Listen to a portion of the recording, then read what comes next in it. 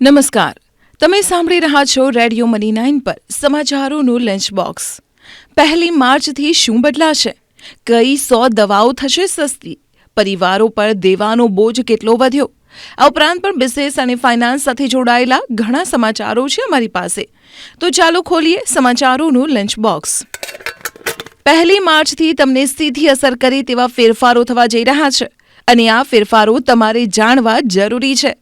સૌપ્રથમ, oil marketing કંપનીઓ ઘરેલું અને કોમર્શિયલ ગેસ સિલિન્ડરની કિંમતમાં થોડો ફેરફાર કરી શકે છે। બીજું, જેના ફાસ્ટેગમાં કેવાયસી અપડેટ નથી થયા તે 1 માર્ચથી ઇનએક્ટિવ થઈ જશે। તો આજે 29 ફેબ્રુઆરી કેવાયસી અપડેટ કરવાની છેલ્લી તારીખ છે। ત્રીજું, સરકારે તાજેતરમાં આઈટી નિયમોમાં ફેરફાર કર્યા છે।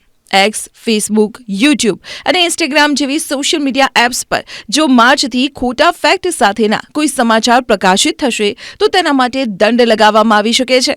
સરકારનો હેતુ સોશિયલ મીડિયાને સુરક્ષિત બનાવવાનો છે। દેશમાં સારવાર કરાવી અને બીમારીઓની ટ્રીટમેન્ટ ખૂબ જ મોંઘી બની રહી છે અને આવી સ્થિતિમાં કેન્દ્ર સરકારે સામાન્ય લોકોને રાહત આપવાનો નિર્ણય લીધો છે।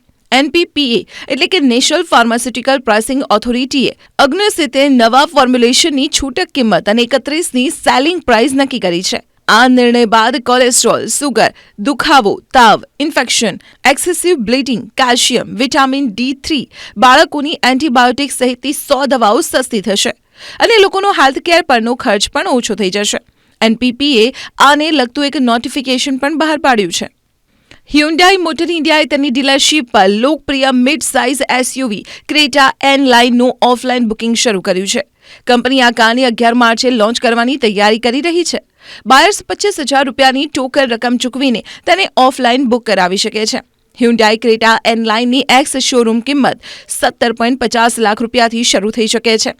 તેની સીધી સ્પર્ધા કિયા સેલ્ટોસ, GT-X પ્લસ અને એક્સ લાઇન સાથે થશે। આ વખતે ઉનાળામાં આકરી ગરમી સહન કરવા માટે તમારે તૈયાર રહેવું પડશે। હોળીની આસપાસના ઉત્તર અને મધ્ય ભારતના તમામ રાજ્યોમાં હીટવેવનો કેર વર્તાશે તેવા અહેવાલો મળ્યા છે। હીટવેવ માટે 2 કારણો છે। હોળી આ વર્ષે માર્ચના અંતિમ સપ્તાહમાં છે અને દક્ષિણ ભારતમાં તાપમાનમાં વધારો 2 સપ્તાહ પહેલા જ ફેબ્રુઆરીની શરૂઆતથી થયો છે। સ્થિતિ એ છે કે દક્ષિણ ભારતના તમામ રાજ્યોથી મહારાષ્ટ્ર અને ઓડિશા સુધી દિવસનું તાપમાન 4 થી 6 ડિગ્રી સુધી વધુ એટલે કે 33 ડિગ્રીથી ઉપર નોંધાયું છે। આ ટ્રેન્ડ આ વખતે ફેબ્રુઆરીના પહેલા સપ્તાહથી જ જોવા મળ્યો છે, જે ગત 2 વર્ષમાં ત્રીજા સપ્તાહમાં શરૂ થતો હતો। હવામાન વિજ્ઞાનીઓ અનુસાર છેલ્લા 2 વર્ષથી ઉત્તર અને મધ્ય ભારતના રાજ્યોમાં પ્રી મોન્સૂન સિઝનમાં તાપમાન વધવાનો ટ્રેન્ડ આ વખતે પણ ચાલુ રહેશે। દેશમાં વધુને વધુ લોકો દેવું કરી રહ્યા છે। પોતાના મોજ શોખ પૂરા કરવા અને લક્ઝરી લાઈફની ખ્વાહિશ પૂરી કરવા લોકો લોન લઈ રહ્યા છે। આ વાત સાબિત થાય છે તાજેતરમાં આવેલા એક રિપોર્ટ પરથી। રિપોર્ટ મુજબ દેશમાં પરિવાર દીઠ લોનની રકમનો બોજ વધી રહ્યો છે। માર્ચ 2018માં પારિવારિક લોન 52.3 લાખ કરોડ હતી, જે માર્ચ 2023 સુધી 102.5 લાખ કરોડ સુધી પહોંચી ગઈ છે, એટલે કે 5 વર્ષમાં આશરે 2 ગણી થઈ ગઈ છે। ચોંકાવનારી બાબત એ છે કે આ દરમિયાન કમર્શિયલ બેન્કો પાસે લેવાયેલી લોનમાં વાર્ષિક સરેરાશ 14% વધી છે, જ્યારે નોન બેન્કિંગ નાણાં કંપનીઓ એટલે કે NBFC પાસેથી લોન 24%ના દરે વધી છે। નિષ્ણાતો કહે છે કે NBFCના વ્યાજદર સામાન્ય કરતાં ઊંચા હોય છે। પારિવારિક લોનમાં હોમ લોનની હિસ્સેદારી 37% અને કાર લોનની હિસ્સેદારી 21% છે। BCCIએ સેન્ટ્રલ કોન્ટ્રાક્ટ ધરાવતા ખેલાડીઓની નવી યાદી બહાર પાડી છે, જેમાં વિરાટ કોહલી, રોહિત શર્મા અને જસપ્રીત બુમરાહ ઉપરાંત રવિન્દ્ર જાડેજાને પણ A+ ગ્રેડમાં સ્થાન આપવામાં આવ્યું છે। આ ખેલાડીઓને BCCI દ્વારા વાર્ષિક 7 કરોડ રૂપિયાનો પગાર આપવામાં આવે છે। 6 ખેલાડીઓને A ગ્રેડમાં, 5 ખેલાડીઓને B ગ્રેડમાં, જ્યારે 15 ખેલાડીઓને C ગ્રેડમાં મૂકવામાં આવ્યા છે।